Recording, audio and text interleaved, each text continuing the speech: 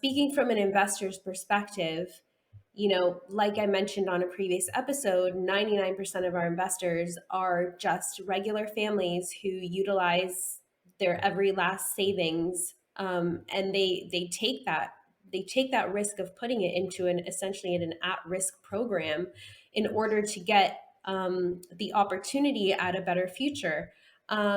What I've been surprised at seeing is that when the price of the program went up to 900,000 back in 2019, there was such a sharp decline in interest in the program. Nobody wanted to do EB-5 anymore.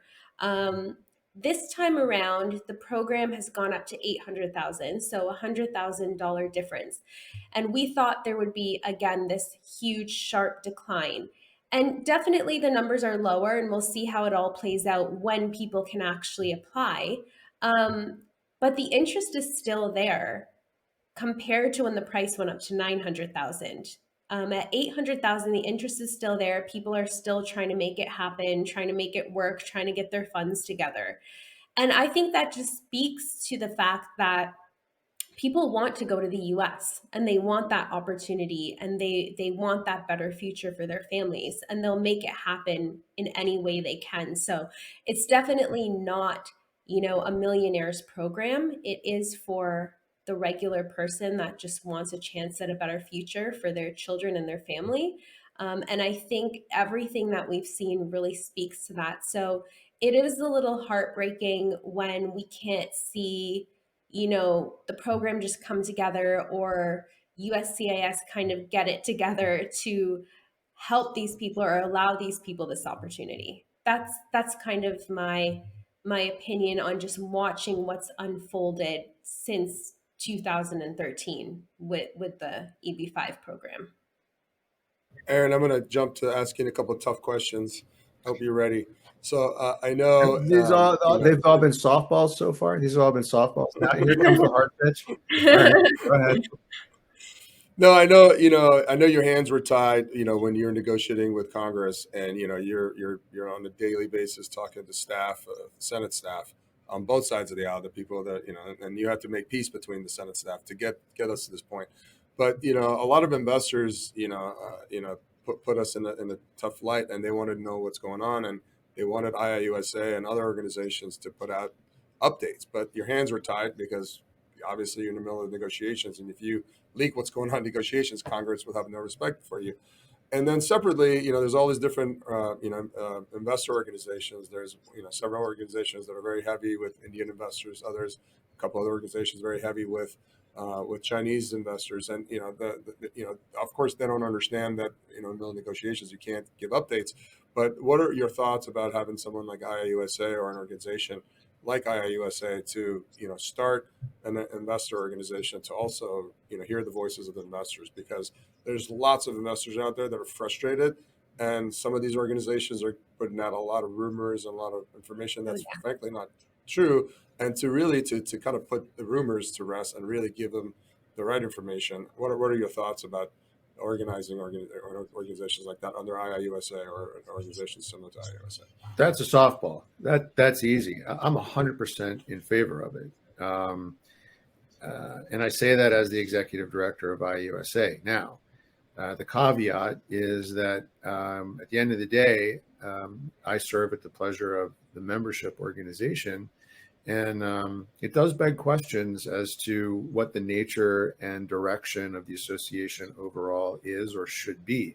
And I respect those conversations. My perspective is that the more information that our ecosystem has, including the investors, the better off the ecosystem is and the better it can operate. And so I'm very much in favor of reaching out to investors and providing that information.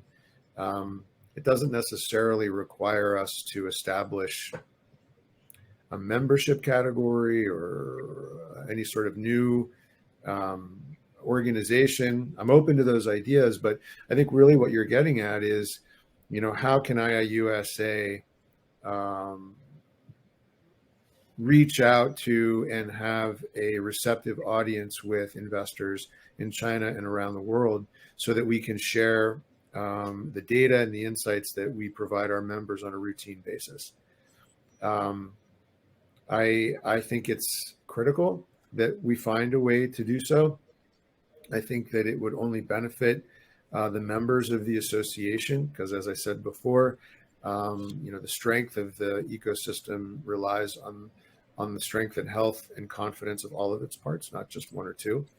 And it would be very interesting to begin to hear in a meaningful and organized way from the investors themselves, so that IIUSA can continue to make improvements. The question is, how do we go about finding a way to raise our message and our data and our evidence above the din of everything else that's out there? I mean, I'm probably going out on a limb here, and I shouldn't, but there's some blogger, I don't know what he is, a fellow named EB-5 Sir. I don't know what his real name is. His name is Colin. I've actually had lunch with him in China. He's a real person. He's a real person who disseminates real bad information. He's pretty far from the flagpole. I don't know what his sources are, but unfortunately, he has an incredibly broad audience, and they are receptive to his sensational posts. Unfortunately for his audience, a lot of the time, this individual doesn't know what he's talking about. And he provides that misinformation or that bad information that you're talking about. So the challenge that I have as executive director, and the challenge the association has writ large, is not necessarily, how do we create a new association or bring people in or what have you. The challenge is, how do we get our message out there and above the din of folks like EB-5 Sir who feel they have all the answers but simply don't? And if we're not going to be louder than individuals like that, how can we at the very least be as loud so that an audience of investors or stakeholders abroad can at the very least make decisions for themselves? And they can say, that data that IIUSA put out, I don't believe that.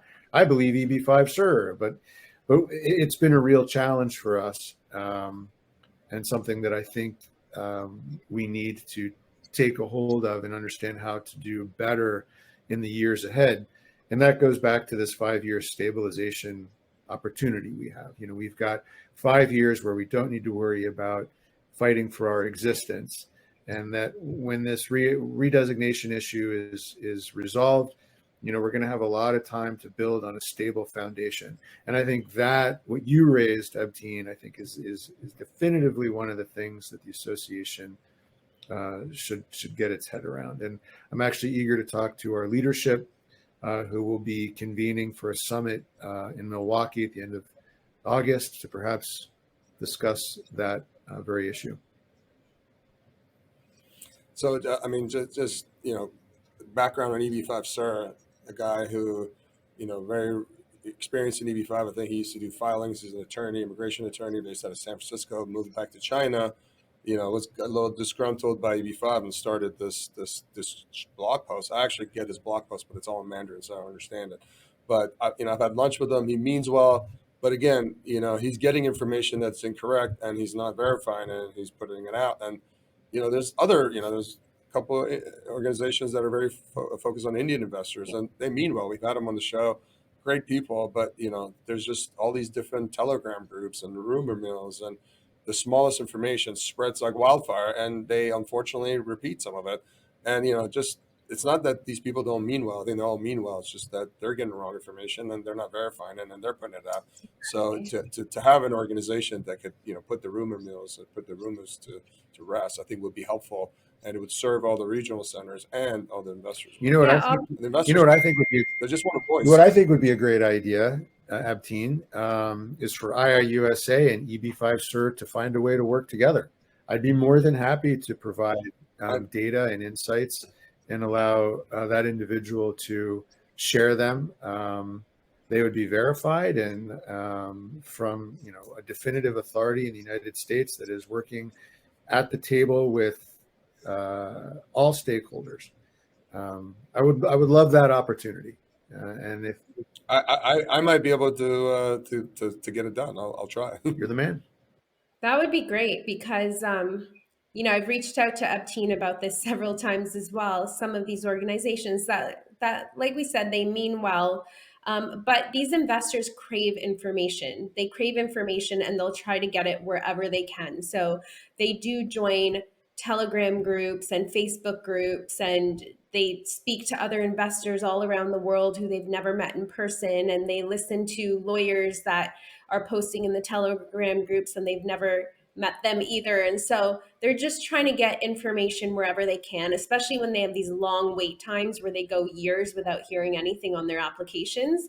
And unfortunately, yes, in these groups, it's not just the groups themselves, but there are disgruntled investors in these groups that are just putting out their own information and saying whatever they want to say because they're angry with their process or they're upset. And unfortunately, it is kind of like this fear mongering situation. And I have a lot of investors that are constantly messaging me and calling me saying they've heard this and that on this Telegram group. And I always encourage them not to join these groups and to try to get their information from real sources, from like their legal team and their lawyers and IIUSA, posts and things like that.